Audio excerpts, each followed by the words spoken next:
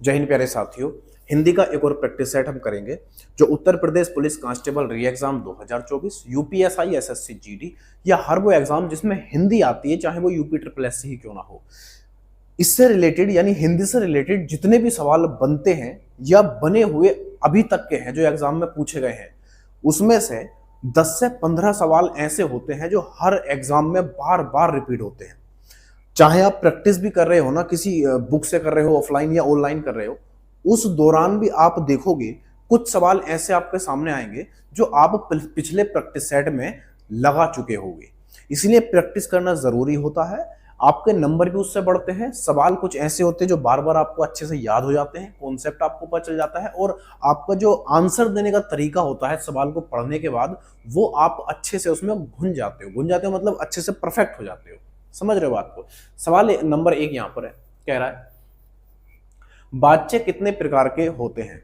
बाच्चे कितने प्रकार के होते हैं, तो मैं कहूंगा बाच्चे जो होते हैं दोस्त वो 3 प्रकार के हो जाते हैं। कहोगे कौन कौन से, तो पहला तो हो जाता है कृतवाच्य। पहला हो जाता है कृतवाच्य, बोले ठीक है। और दूसरा हो जाता है कर्मवाच्य, जिसमें कर्म की प्रधानता होती है। जिसमें कर्ता की प्रधानता होती है उसको कृतवाच्य बोलते हैं। जिसमें कर्म की प्रधानता होती है उसको हम क्या बोलते हैं दोस्त, उसको हम कर्मवाच्य बोलते हैं। और तीसरा हो जाता है भाववाच्य। तीसरा हो जाता है भाववाच्य। भाववाच्य कोई दिक्कत यहां तक नहीं होनी चाहिए, ठीक है भाई। कर्ता में जो कृतवाच्य होता है उसमें कर्ता की प्रधानता होती है। इसका मतलब ये हुआ कि क्रिया को कर्ता कर रहा होता है।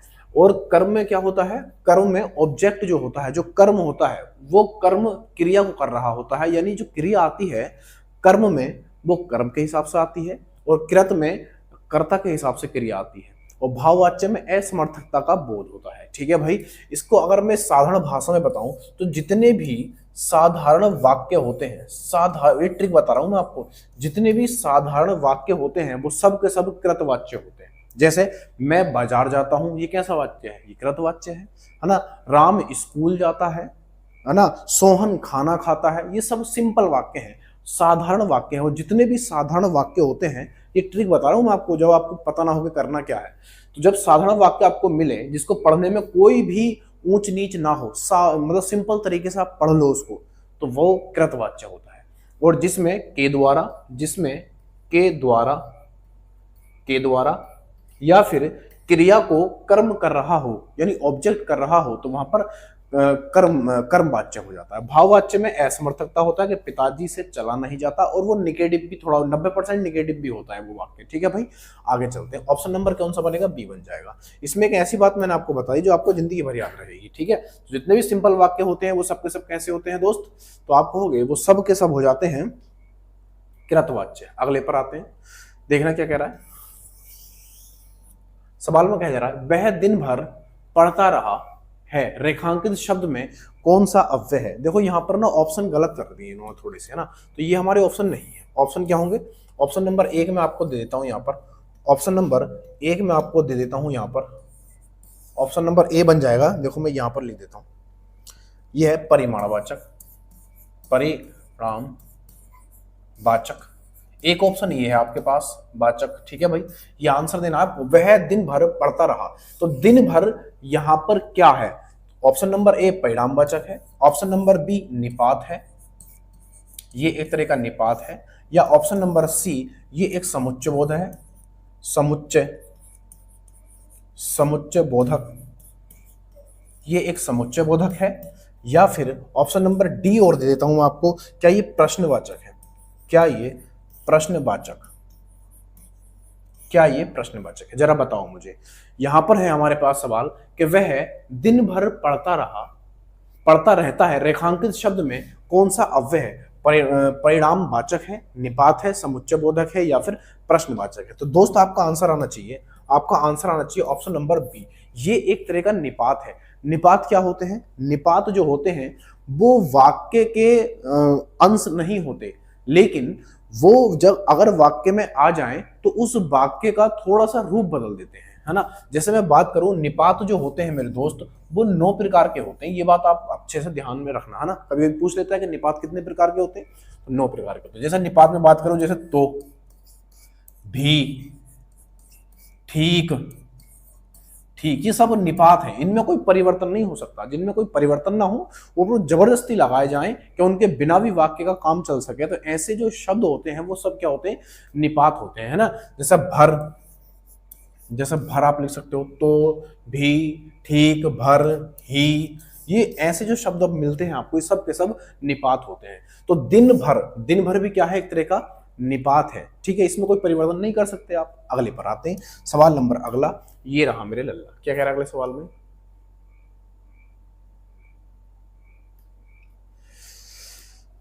ये कह रहा है हमसे, कोष्टक के अंदर कौन सा विराम चिन्ह है। कोष्टक के अंदर, यहां पर एक कोष्टक है, कोष्टक लगा हुआ है और उसके अंदर एक विराम चिन्ह लगा हुआ है इस तरीके से, ठीक है भाई। तो ये हमसे पूछ रहा है कि ये कौन सा विराम चिन्ह है, ये कौन सा विराम चिन्ह है, ये हमसे पूछ रहा है। देखो अल्प विराम, अल्प विराम कैसा होता है, अल्प विराम अच्छे जानते हो, कोमे को बोलते हैं अल्प विराम, ठीक है भाई। प्रश्नवाचक, प्रश्नवाचक कैसा होता है, प्रश्नवाचक में ये लगा हुआ होता है प्रश्न चिन्ह, ठीक है भाई।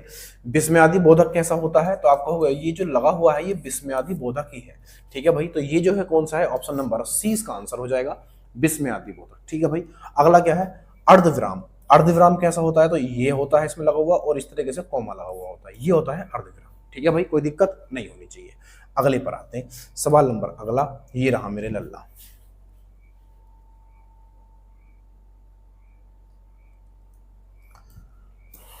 क्या कह रहा है, हमसे कह रहा है कि बाल की खाल निकालना मुहावरे का सही अर्थ है। बाल की खाल निकालना मुहावरे का सही अर्थ क्या है, बाल की खाल निकालना मुहावरे का सही अर्थ क्या है, ठीक है भाई। तो क्या बनेगा, बढ़ा चढ़ाकर बात कहना, ये तो अतिशयोक्ति हो गई, ये तो अतिशयोक्ति हो गई, बढ़ा चढ़ाकर बात कहना। गुण दोष की परख करना, गुण दोष की परख करना, ये तो एक तरीके से ऐसा होता है जो एग्जामिनेशन होता है ना, तो जांच करते हैं अच्छा या बुरा, नहीं हुआ। बहुत मीन मेख निकालना, बिल्कुल सही आंसर हो जाएगा, ऑप्शन नंबर सी इसका बिल्कुल सही हो जाएगा। बात की खाल निकालना यानी कि बहुत मीन मेख निकालना। कुछ लोग होते हैं ना एक बात को लेकर बैठ जाते हैं, उसमें ये कैसे हुआ, ये कैसे हुआ, वो कैसा हुआ, ये सब, तो इसको क्या बोलते हैं, मीन मेख निकालना, है ना, मुश्किल काम निकालना। नहीं भाई, ऑप्शन नंबर सी इसका आंसर हो जाएगा। अगले पर आते हैं, सवाल नंबर अगला ये रहा मेरे लल्ला। क्या कह रहा है इसमें, इसमें कह रहा है हमसे,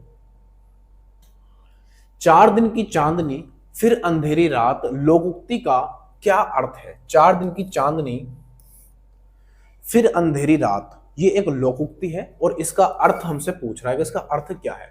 तो थोड़े दिन का सुख, यही आंसर हो जाएगा, पहले शुरू में दे रखा है इन्होंने।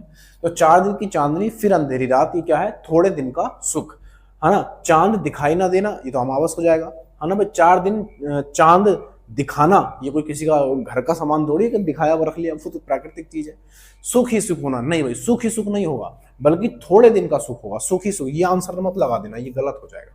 ऑप्शन नंबर अगले पर आते हैं, यानी कि सवाल अगले पर, ऑप्शन नंबर ए इसका बिल्कुल सही हो जाएगा। तो 4 दिन की चांदनी फिर अंधेरी रात, यानी थोड़े दिन का सुख। क्या कह रहा है इसमें दोस्त, साहित्य में रस का क्या अर्थ है। जो हम साहित्य है, साहित्य में हमें रस दिए जाते हैं और पूछ रहा है कि रस का अर्थ क्या है ना। टोटल रस हमसे पूछे जाएंगे तो कितने होते हैं, बोले 11 हो जाते हैं, है ना। एक रस होता है इसमें नवा रस, नवा, और सॉरी रस जो होते हैं कुल, कुल रस हो जाते हैं 9, कितने 9 हो जाते हैं। और इसमें जो नवा रस होता है वो रस होता है हमारा शांत रस, कौन सा, वो होता है शांत रस, ठीक है भाई। वो रस कौन सा है, शांत रस। लेकिन इस शांत रस को भरत मुनि नहीं मानते हैं, ये बात आप अच्छे से ध्यान रखें। कभी कभी सवाल बन जाता है कि ऐसा कौन सा रस है जिसे भरत मुनि नहीं मानते हैं, तो वो शांत रस है। तो साहित्य में रस का अर्थ क्या है, कभी कभी सवाल ये भी बन जाता है कि भाई रस का अर्थ तो बताओ क्या है। तो रस का अर्थ क्या होता है, साहित्य की मिठास। साहित्य की मिठास होती है, नहीं भाई, साहित्य की मिठास नहीं होती। किसी रस का आनंद लेना, रस मतलब जूस की बात कर रहा है, यह आनंद लेना नहीं। किसी फल का स्वाद लेना होता है, नहीं। साहित्य से मिलने वाली आनंदानुभूति, साहित्य से मिलने वाली आनंदानुभूति जो होती है, यानी कि जो एक अनुभव होता है साहित्य को जब हम पढ़ते हैं और हमारे दिमाग में जो विचार चल रहे होते हैं और वो विचार अच्छे होते हैं, मजा आ रहा होता है उनको पढ़ के, तो वो एक तरह का रस होता है, उसी के बोलते हैं, यही एक आनंदानुभूति है। तो साहित्य से मिलने वाली आनंदानुभूति को क्या बोलते हैं, साहित्य रस, इसका अर्थ बन जाता है। ठीक है भाई, साहित्य रस। अगले पर आते हैं, सवाल नंबर अगला ये रहा मेरे लल्ला, क्या कह रहा है?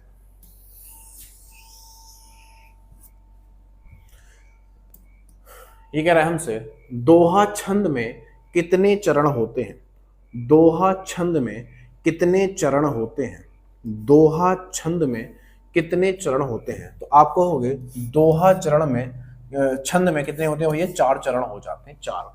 देखो इसका दोहा जो होता है इसमें पहले और तीसरा, पहला और तीसरा जो होता है उसमें होती हैं 13 मात्राएं। कितनी?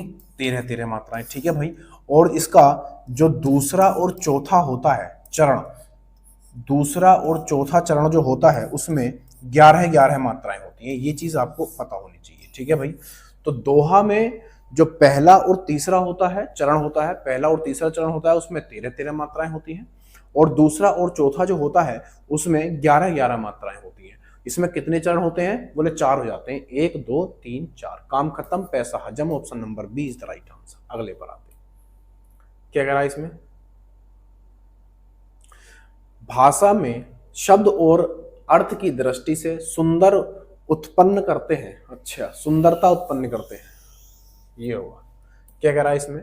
भाषा में शब्द और अर्थ की दृष्टि से, भाषा के अंदर शब्द और अर्थ की दृष्टि से सुंदरता होना चाहिए था। सुंदरता उत्पन्न करते हैं, कौन उत्पन्न करते हैं? रस, छंद, गुण या अलंकार?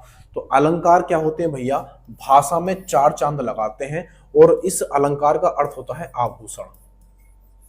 आभूषण, इसीलिए इसका अर्थ क्या होता है? आभूषण, यानी गहना इसका अर्थ होता है। ठीक है भाई, रस आप जानते हो, रस मैंने अभी बताया था कि वो साहित्य में आनंद देते हैं जो उसको हम पढ़ते हैं। ठीक है भाई, option number D is the right answer. D इसका आंसर हो जाएगा। अगले पर आते हैं, सवाल नंबर अगला ये रहा मेरे लल्ला, क्या कह रहा है? येरेलेवे किस प्रकार की व्यंजन है? येरेलेवे किस प्रकार के व्यंजन है? येरेलेवे किस प्रकार के व्यंजन है? ठीक है भाई, किस प्रकार के व्यंजन है? तो किस प्रकार के व्यंजन है ये बताना है। तो येरेलेवे किस प्रकार के व्यंजन होते हैं? तो आपका आंसर आना चाहिए, ये होते हैं दोस्त, ये हो जाते हैं अंतस्थ व्यंजन। कैसे अंतस्थ व्यंजन हो जाते हैं? कितने होते हैं? 1 2 3 4। अंतस्थ व्यंजन 4 होते हैं, आप अच्छे जानते हो। उस व्यंजन की अगर मैं बात करूं तो ये भी 4 हो जाते हैं। कौन कौन से होते हैं? तो आप कहोगे ट्रिपल से, एक ये वाला से हो जाता है, एक ये वाला से हो जाता है, एक ये वाला से हो जाता है, और एक ये है हो जाता है। तो ट्रिपल से और है ये हमारे ऊष्म व्यंजन होते हैं। अयोगवा कौन कौन से होते हैं? अयोगवा, तो आप कहोगे अयोगवा हो जाते हैं 2। कौन कौन से? एक तो हो जाता है अंग, ये बोलते हैं जिसको, और एक हो जाता है विसर्ग, ये वाला विसर्ग। इसको हम क्या बोलते हैं दोस्त? इसको हम बोलते हैं विसर्ग। ठीक है, इसको विसर्ग बोलते हैं, और इसको हम अनुस्वार बोलते हैं। क्या बोलते हैं? अनुस्वार। अनुस्वार। ठीक है दोस्त, इसको अनुस्वार ही बोलते हैं। और ये है क्या? ये भी हमारा क्या है? अयोगवा है। और ये वाला भी क्या है दोस्त? हमारा अयोगवा है। ये और ये अयोगवा होते हैं। और एक चीज और मैं बता दूं, ये वाला जो चंद्रबिंदी वाला होता है, ये वाला जो होता है इसको बोलते हैं अनुनासिक। इसको क्या बोलते हैं दोस्त? इसको बोलते हैं अनुनासिक। इसको बोलते हैं अनुनासिक। ठीक है दोस्त, क्या बोलेंगे? अनुनासिक। Option number A is the right answer हो जाएगा। और स्पर्श व्यंजन क्या होते हैं? स्पर्श व्यंजनों की संख्या होती है 25। जो कै वर्ग, कै वर्ग, खे वर्ग, कै वर्ग, टै वर्ग, चै वर्ग, तै वर्ग और पै वर्ग, ये जितने भी वर्ग होते हैं 5 के 5, ये सब के सब क्या होते हैं? स्पर्श व्यंजन होते हैं। अगर आपने पिछली क्लास में मेरी देखी होंगी तो आपको पता होगा कि वर्ग क्या चीज होते हैं। अगले पर आते हैं, सवाल नंबर अगला ये रहा मेरे लल्ला, क्या कह रहा है इसमें? ये कह रहा है निम्नलिखित में से कौन सा शब्द स्त्रीलिंग है? निम्नलिखित में से कौन सा शब्द स्त्रीलिंग है? मैंने बताया था कि आप क्रिया से भी इसको पहचान सकते हो और सर्वनाम से भी। जैसे अगर मैं क्रिया की बात करूंगा तो यहां पर अगर मैं लिखता हूं होता है, मैंने लिखा होता है, तो होता है तो ये क्या बनेगा? पुल्लिंग बन जाएगा। अगर होती है, अगर मैंने लिखा यहां पर होती है, होती है, तो ये क्या बनेगा? ये बनेगा स्त्रीलिंग, ये बनेगा स्त्रीलिंग। देखो शुरू करते हैं यहाँ पर, कृपा होती है या होता है, तो आपको कृपा तो होती है, जब होती है तो क्या बनेगा, बोले स्त्रीलिंग बन जाएगा, ये बनेगा स्त्रीलिंग। ठीक है भाई, स्त्रीलिंग ही हमसे पूछा था, आंसर हमारा पहला वाला ही हो जाएगा। ठीक है, इसको भी चेक कर ले। मित्र बोले होता है, जब होता है तो क्या बनेगा, बोले पुल्लिंग बन जाएगा। कार्य होता है, देखो यहाँ पर है ना होता है तो पुल्लिंग हो जाएगा, होता है, कार्य होता है, काज होता है, तो ये क्या बनेगा, पुल्लिंग बन जाएगा, कोई दिक्कत नहीं होनी चाहिए। त्योहार होता है, ठीक है भैया, तो होता है तो ये भी क्या बनेगा, पुल्लिंग बन जाएगा, कोई दिक्कत नहीं होनी चाहिए। अगले पर आते हैं, ऑप्शन नंबर ए इसका बिल्कुल सही उत्तर हो जाएगा। क्या कह रहा है इसमें, इसमें कहा जा रहा है हमसे, वचन किसका बोध कराता है, वचन किसका बोध कराता है। तो वचन किसका बोध कराता है, कहते हैं एक वचन और बहुवचन, ये किसका बोध कराता है भाई, वचन से ही हमें पता चलता है कि कोई भी शब्द एक वचन में है या बहुवचन में है, मतलब एक है या एक से ज्यादा। जैसे मैंने यहाँ पर लिखा लड़का, जैसे मैंने लिखा यहाँ पर लड़का, और यहाँ पर लिखा मैंने लड़के, लड़के, तो ये हमें कैसे पता चलेगा, बताओ कैसे पता चलेगा। तो आप कहोगे ये वचन से पता चलेगा, ये बनेगा एक वचन, ये बनेगा एक वचन, और ये बनेगा बहुवचन, ये बनेगा बहुवचन, कोई दिक्कत नहीं होनी चाहिए। तो लड़के बहुवचन, लड़का एक वचन, कोई दिक्कत नहीं है। अब ये कह रहा है कि वचन किसका बोध कराता है, तो आपको यहां पर पता चलिए, मैंने बताया तो प्राणी या वस्तु। अब देखो यहाँ पर वस्तु भी हो सकती है, मैं लड़का रखा है यहाँ पर, आप कोई वस्तु भी रख सकते हो, बोतल रख सकते हो, स्टैंड रख सकते हो, मोबाइल कुछ भी रख सकते हो। तो प्राणी या वस्तु के एक या अनेक होने का बोध कराता है। ठीक है भाई, एक है या अनेक है, किसका बोध करा रहा है, किसी भी वस्तु या प्राणी का बोध कराता है। ऑप्शन नंबर ए इसका बिल्कुल सही उत्तर है, बाकी पढ़ लो। प्राणी या वस्तु के एक होने का नहीं बल्कि अनेक होने का, प्राणी या वस्तु के अनेक होने का, प्राणी या वस्तु के अनेक होने का। देखो यहाँ पर सिर्फ अनेक लिखा है, एक नहीं लिखा, तो ये भी गलत हो जाएगा, ये भी गलत है, ये भी गलत है। अगला, प्राणी या वस्तु के लिंग का, नहीं लिंग का ये कहाँ बोध कराता है, तो ऑप्शन नंबर ए इसका बिल्कुल सही उत्तर हो जाएगा। ठीक है भाई, ये ऐसे सवाल उठा के लेकर आया हूं मैं, जो आपको इस तरह के सवाल एक दो जरूर देखने मिलेंगे। ये सुपरफुलियस हो गया यहाँ पे। क्या कह रहा है भाई इसमें, विशेषण शब्द किसकी विशेषता बताता है, विशेषण शब्द किसकी विशेषता बताता है। तो विशेषण शब्द किसकी विशेषता बताता है, हमसे ये पूछना चाह रहा है। तो विशेषण जो है मेरे दोस्त, वो संज्ञा की विशेषता बताता है, और जब संज्ञा की विशेषता ये बता देता है तो यही संज्ञा क्या बन जाती है, बोले विशेष से बन जाती है। क्या, विशेष से।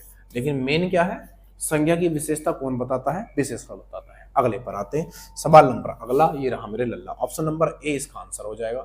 क्या कह रहा है इसमें,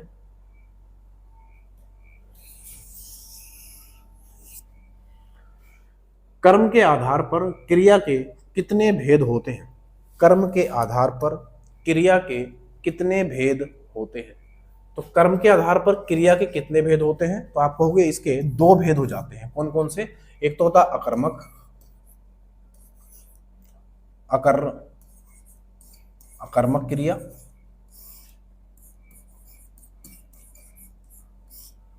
और दूसरी हो जाती है सकर्मक क्रिया, सकर्मक। ठीक है भाई, ये दो तरह की क्रियाएं हो जाती हैं, किसके आधार पर, कर्म के आधार पर, अकर्मक क्रिया और सकर्मक क्रिया। ठीक है भाई, अगले पर आते हैं, जिसमें कर्म मौजूद होता है, ऑब्जेक्ट मौजूद होता है, उसको सकर्मक बोलते हैं, जिसमें कर्म नहीं होता उसको अकर्मक बोलते हैं। अगले पर आते हैं, सवाल नंबर अगला, ये रहा मेरे लल्ला। क्या कह रहा है इसमें, व्याकरण में काल का क्या अर्थ है, व्याकरण में काल का क्या अर्थ है। तो व्याकरण में काल का क्या अर्थ होता है, तो आप कहोगे इस काल का अर्थ हो जाता है समय। क्या होता है भाई, समय इसका अर्थ हो जाता है, लेकिन नॉर्मल में काल का अर्थ मृत्यु भी होता है, अंत भी होता है। लेकिन साहित्य व्याकरण में क्या अर्थ होता है इसका, तो आप कहोगे इसका अर्थ हो जाता है समय। अगले पर आते, सवाल नंबर अगला, ये रहा मेरे लल्ला। ऐसे ही सवाल तो परेशान कर देते हैं कभी कभी, क्योंकि हमारी नजर जाती नहीं है इस सवालों पे, हम देखते भी नहीं इन सवालों को, देखते भी तो ऊपर से सरसरी नजर मारी खत्म। इस वजह से सवाल परेशान कर देते हैं जो नॉर्मल होते हैं बिल्कुल। कह रहा है यह है ताले की चाबी है, वाक्य में कौन सा कारक है, यह है ताले की चाबी है। कारक कितने, आप कहोगे 8, ताले की चाबी है, या तो आप ऐसे कह सकते हो यह ताले की चाबी है। तो अगर की का काकी के सोच के आप संबंध सोच रहे हो तो गलत है, संबंध नहीं है, बल्कि यह है ताले के लिए चाबी है। यहां पर आप लिखोगे के लिए, ताले के लिए चाबी है। जैसे मैं कहूं कि ये खिलौना बच्चे का है, बच्चे का है, या ये फिर कह सकता हूं कि ये खिलौना बच्चे के लिए है, तो वहां पर क्या हो जाएगा, संप्रदान हो जाएगा। क्योंकि कारक होते हैं 8 और संप्रदान की जो विभक्ति होती है वो क्या होती है, वो होती है के लिए। ठीक है भाई। जैसे कर्म की विभक्ति होती है को, कर्ता की होती है ने, कर्ता की क्या होती है, ने हो जाती है, संप्रदान की के लिए हो जाती है, के लिए हो जाती है।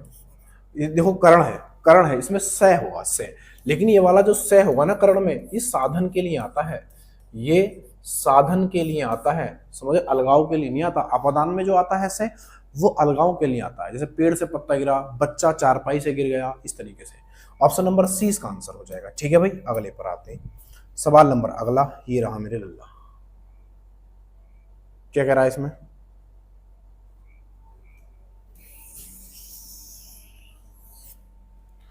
निम्नलिखित में से कौन सा शब्द पुल्लिंग है, निम्नलिखित में से कौन सा शब्द पुल्लिंग है। पुल्लिंग और स्त्रीलिंग मैंने अभी आपको बताया था। स्त्रीलिंग और पुल्लिंग की पहचान आप क्रिया से भी कर सकते हो और किससे कर सकते हो, सर्वनाम से भी कर सकते हो। तो जैसे यहां पर लिखता हूं मैं होता है, जैसे मैंने लिखा यहां पर होता है, होता है तो इसका मतलब क्या बनेगा, पुल्लिंग। और होती है, अगर होती है तो क्या बनेगा, स्त्रीलिंग बन जाएगा। ठीक है भाई, होता है तो पुल्लिंग और होती है तो स्त्रीलिंग। जैसे जैसे यहां पर लिखा भव दिया, भव दिया होती है, हमसे क्या पूछा है, हमसे पूछा है पुल्लिंग, तो ये स्त्रीलिंग हो जाएगा। डिबिया होती है तो डिबिया होती है तो स्त्रीलिंग हो जाएगा। और साध्वी होता है या होती है तो साध्वी होती है, ये साधु का क्या है, स्त्रीलिंग है। साधु पुल्लिंग है और साध्वी स्त्रीलिंग है, तो ये भी स्त्रीलिंग हो जाएगा। संचालक होता है, जब होता है तो ये बनेगा पुल्लिंग और यही हमारा आंसर बनेगा। ऑप्शन नंबर डी इसका बिल्कुल सही आंसर बन जाएगा। ठीक है भाई, अगले पर आते हैं। क्या कह रहा है इसमें, देखना भाई, इसमें क्या कहा जा रहा है, इसमें कह रहा है हमसे सापेक्ष का सही विलोम शब्द क्या है, सापेक्ष का सही विलोम शब्द क्या है। तो सापेक्ष का सही विलोम शब्द क्या होगा, तो आप कहोगे इसका निरपेक्ष हो जाएगा। ऑप्शन नंबर बी इसका आंसर हो जाएगा, सापेक्ष होता है निरपेक्ष। ठीक है भाई, option number B is the right answer. अगले पर आते हैं। सवाल नंबर अगला ये रहा, मैं जल्दी जल्दी करवा रहा हूं आपको, कम समय में ज्यादा सवाल। क्या कह रहा है इसमें, इसमें कह रहा है देखो ये थोड़ा सा ना गड़बड़ है। गड़बड़ क्या है, देखो ये वाला चिर और ये वाला चिर, ये इस तरीके से है, ये है चिर और एक है चीर। समश्रुति भिन्नार्थक शब्द जो होते हैं वो ये वाले होते हैं समश्रुति, यानी कि वो सुनने में एक जैसे लगते हैं, लिखने में अलग अलग होते हैं, स्पेलिंग अलग होती है। तो इस वाले चिर का अर्थ होता है पुराना, इस वाले चिर का अर्थ होता है पुराना, और इस वाले चीर का मतलब होता है वस्त्र, वस्त्र या कपड़े, वस्त्र या फिर कपड़े। तो अर्थ का चयन करें तो कहां मिल गया होगा, पुराना और वस्त्र। ऑप्शन नंबर डी इसका बिल्कुल सही आंसर हो जाएगा। ऑप्शन नंबर डी इसका आंसर हो जाएगा। अगले पे क्या कह रहे हैं, इसमें कहा जा रहा है हमसे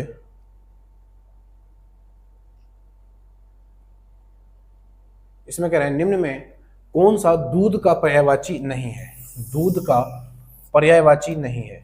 निम्न में कौन सा दूध का पर्यायवाची नहीं है, तो दूध यानी मिल्क, दूध मतलब मिल्क, दूध मतलब मिल्क, तो नहीं वाला पूछा है हमसे। देखो दूध का दुग्ध पर्यायवाची होता है, पेय भी होता है और गोरस भी होता है, गाय के द्वारा दिया गया रस यानी गोरस। अमीय नहीं होता, अमीय जो होता है ये अमृत का पर्यायवाची होता है, किसका, अमृत का, ये अमृत का पर्यायवाची होता है। ऑप्शन नंबर सी इसका आंसर हो जाएगा। ठीक है भाई, ऑप्शन नंबर सी क्या है भाई, इसका आंसर हो जाएगा दोस्त। तो आज के लिए इतना ही रखते हैं। वीडियो पसंद आया हो, क्लास अच्छी लगी हो तो लाइक शेयर सब्सक्राइब करके जरूर जाना।